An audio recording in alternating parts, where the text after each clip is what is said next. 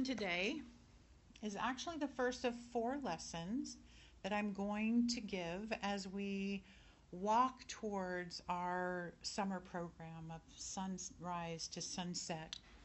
And that starts on the first Sunday of June. But today I'm going to talk about my idea about how to connect with spirit as nature all summer.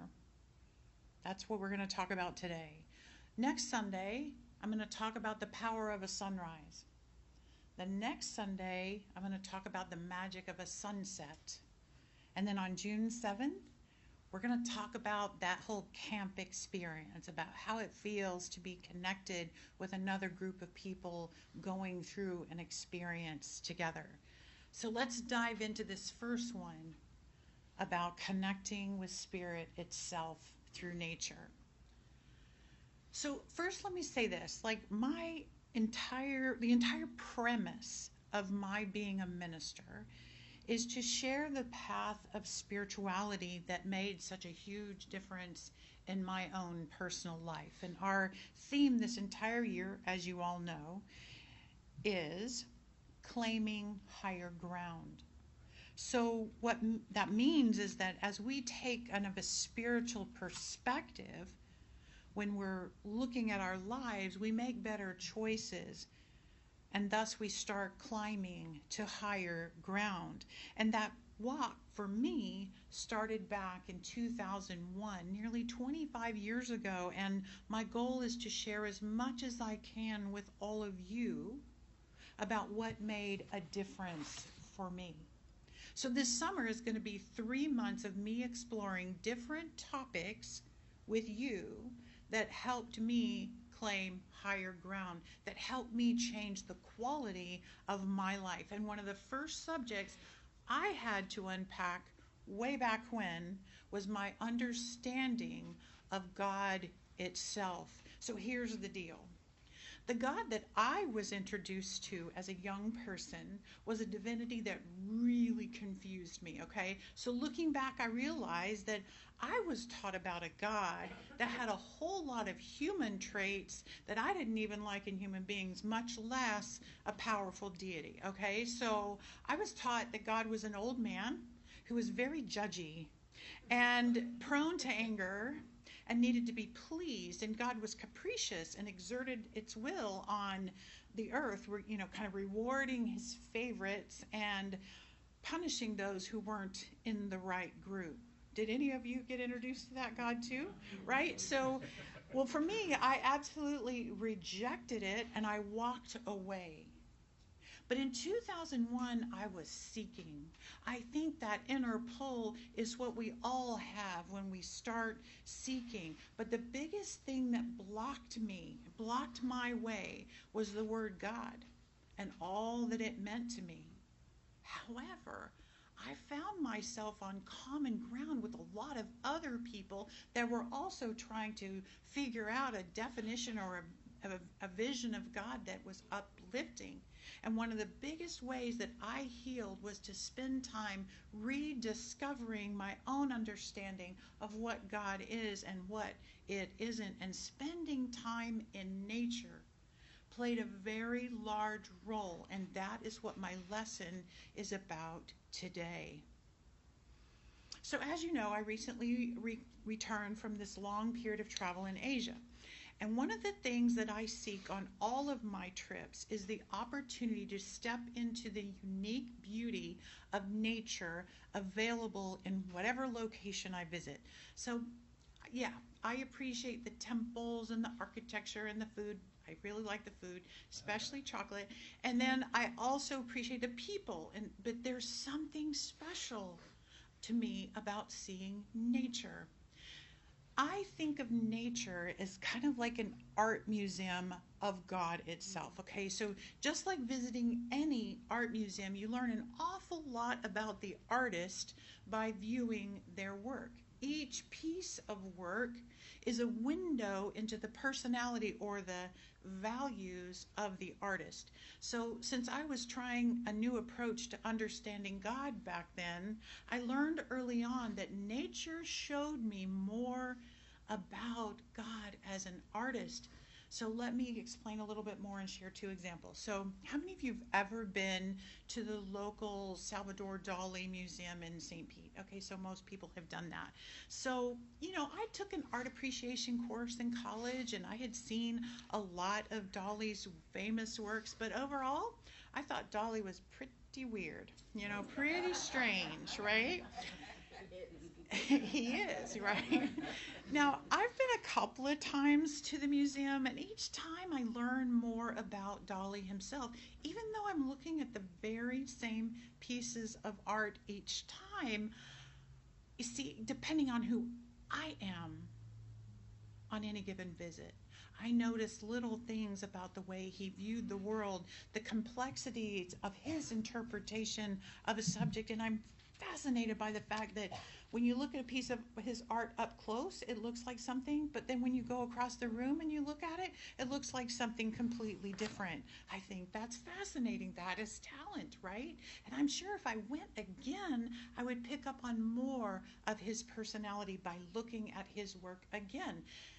And we can see that what is Dali? He's intense. He's detail oriented. He's very opinionated. What does he value? He values Spain, his homeland, and the human condition, and he values being unique and different, doesn't he? So to know more about Dali is to look at his creations.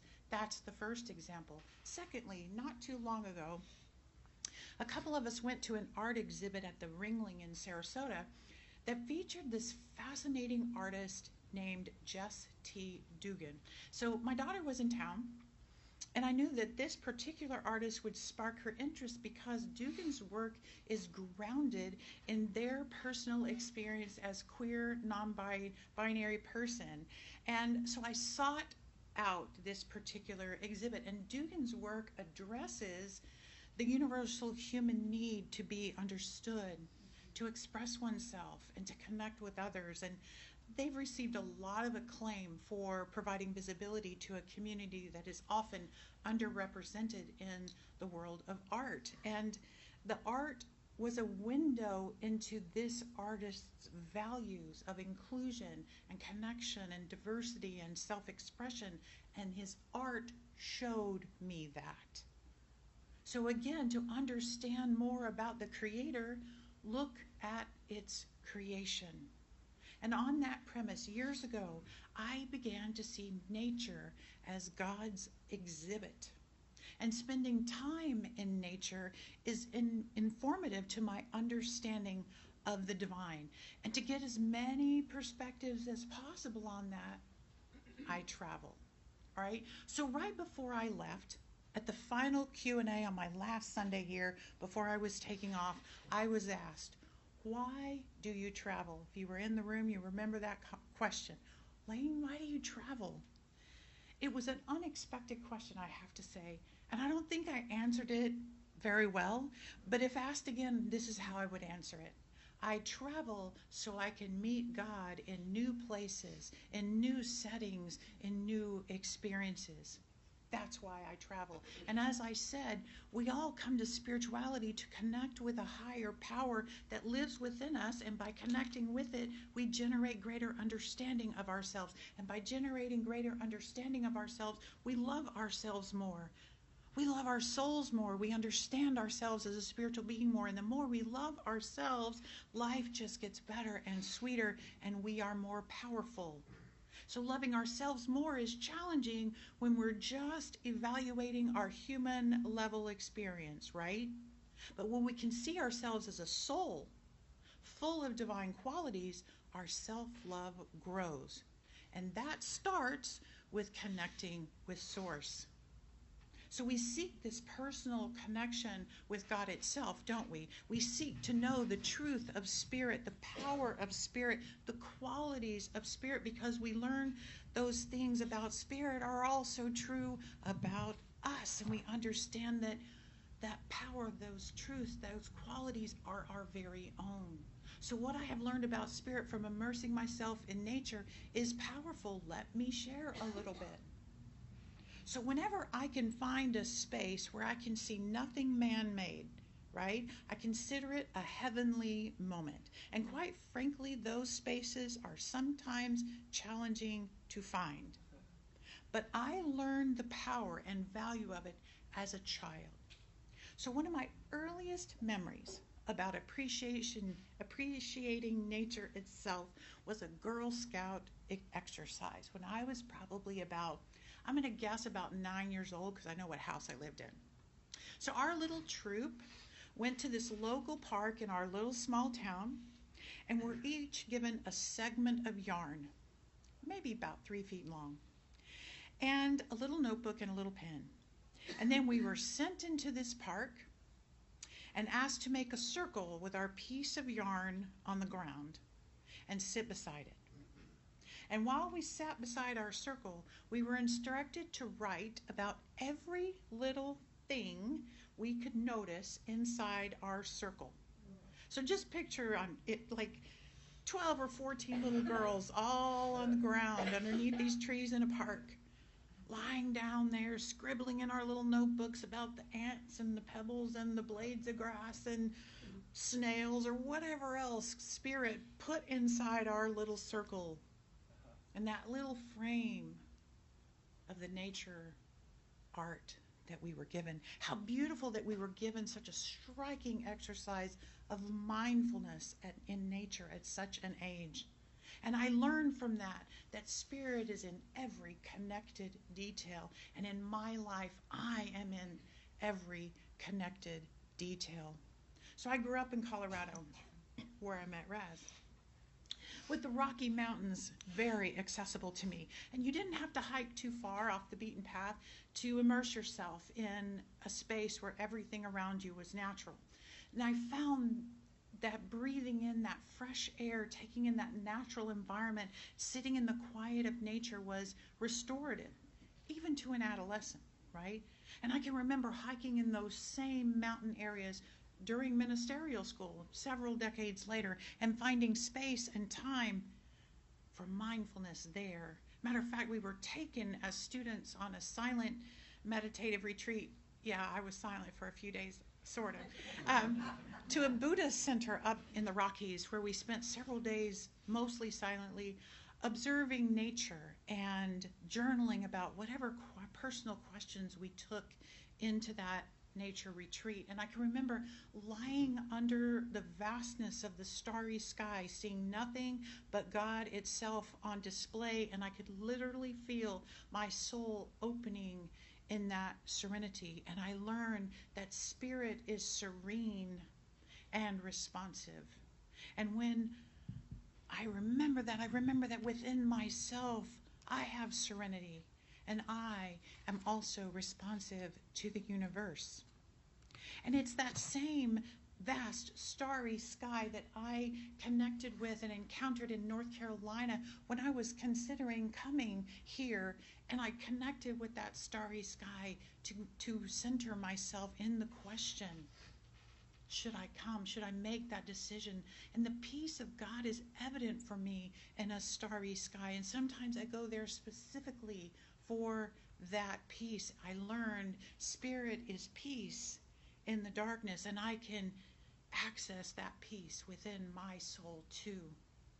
No matter what time of day, the sky is another thing I seek to be mindful of when I travel and find nature. I found that looking up can help ground me, help me transcend the crush of humanity. Even in the busiest cities and the busiest marketplaces, no sky is alike, which illustrates that God values uniqueness as the clouds kind of swirl into temporary patterns and reveal the weather as it forms and dissipates. It seems counterintuitive, but when I need to ground myself, I often look up at the sky and become mindful of the presence of the divine. I learned that Spirit is a grounding presence. I learned the power of me staying grounded. Another place I go to in time of transition for centeredness is water, especially a beach. Walking along a shoreline, especially early in the morning before all the other human beings appear, you got to get out there early. But I notice the rhythm of God. Nature is cyclical, and the tides remind me that timing cannot be rushed. The shells and the sand remind me that all things have their place and time and then change to another useful form. And after a storm, a beach reminds me of the restorative balance possible after powerful shifts have occurred. So in the beach, I learned that God is order and balance and cyclical and harmonious and powerful and transformative. And my life is also ordered and balanced and cyclical as I transform. So in my travels, I often go to the local beaches to remind myself of the universality of the divine and oneness. See, there's no dividing line within water and sand. It all flows into oneness, despite human beings trying to divide it all up, divide the earth and a map and all of that, the hemispheres and continents and oceans and seas and bays and all that. That's all man-made. It's all just one thing. Funny and true story. We were at the beach in Bali and someone asked, "What ocean are we swimming in?" And I had to get out my phone, because Terry didn't have a phone, and look at Google Maps to answer my question. And the first answer was clearly the Bali Sea. The Bali Sea. But then when I backed up a little further, there were other named seas. And then there was the Indian Ocean. What ocean were we swimming in? There are no real lines in water. And I've learned there that spirit is wholeness and oneness and everywhere present. And the only separateness between me and anyone or anything are simply lines on a map that I drew and other people agreed on. That's it. So we also often visit botanical gardens when we travel so that we can better understand and appreciate the amazing variety of the local plant life and how they fit into the universal patterns around the world and yet also express uniquely in that location. And during this past trip, we visited the vast and huge botanical gardens in Singapore, but specifically the orchid garden, which was really cool because we had just been in an orchid farm in Thailand, right? So we got to go into a place where it was all curated. And what we learned there is that because of hybrid things, the variety of orchids is limitless. You can have a unique orchid anytime you want one. Who knew, right? So through flowers and plants, I learned that God is colorful and diverse and limitless, abundant in every way. And those are true of me too. And then there's the animals. We always seek out animals when we travel. I'm always looking to add photographs to my wall. If you've been in my house, you know my big animal wall. I'm always looking for that. So my appreciation for the energy of life as creatures began when I was little, when I was looking for chipmunks and trying to spot mountain goats and all of that in the Rockies. But I currently appreciate our sandhill cranes and our little alligator that lives in our pond and the geckos that scamper about on our lanai. So I love spirit as animals, and I know that I'm not unique in that. I was actually talking to Heather and Rich, who are traveling around the world, and in their RV, and they were. She missed the practitioner meeting because she was going to look for orcas. They were going on a whale watching, and as human beings, I think we just have the urge to witness God's creativity in natural form and uniqueness, don't we? So I view that natural art that are animals, I see spirit as intelligent and resourceful and strong and balanced. I also see the truth that every single creature has its right and perfect place in the grand scheme of things, in the circle of life, so to speak. And I also see the truth about fear. Animals have no fear as they approach everything around them and understand the order of predator and prey, and they live fully and authentically and vulnerably every single moment of their lives, just respecting that the beginnings and the endings are intentional and therefore natural. And I know we have so much to learn from the animal world, don't we? The truth is that the art of God is in the tiniest details in nature and also in the majestic and vastness of nature. And it all just does its thing, and we can either pay attention to it, or we can engage with it, or we can ignore it. We can use it, we can appreciate it, or we can take it for granted. Each of us gets to have our own relationship with nature, just as each of us gets to have our own level of relationship with spirit in all forms. Let's choose to engage. This is a spiritual quest as old as time. You know, in researching this topic, I found that all religions view God as nature in some way, and they speak to loving and respecting the natural world. In ancient times, humankind understood nature was God. And in my own spiritual quest, I returned to that truth and found spirit and all its qualities are on display in every moment, in every setting, in every country, in every creature, and in me and in you. And this is one of the things that I designed this summer to be about: meaningful connection with spirit through nature so that we can connect with our souls. So I don't share my experiences for any other reason than to point you in the direction where I found light and love since I was a little girl. And the best news is that you don't have to travel 1 inch, 1 iota to immerse yourself in the art of God. So let's up-level our connection to spirit over this summer. Our shared goal for this summer will be to live each day intentionally, sunrise to sunset, and then sunset to sunrise. We will kick off the first week of summer with this topic as God in nature, and invite you to release the human qualities that you have assigned to the idea of God in your understanding, and see evidence in nature of how life-affirming and loving spirit really is, because whatever spirit is, you are as well. Let nature show you more about yourself and the qualities of your soul. My invitation is for all of us to let go of those human ideas of what God is and let the divine reveal itself to you through its own power and presence, even if you have to start with a little circle of yarn in your own backyard. Thank you and welcome to summer 2026, sunrises to sunsets. Thank you.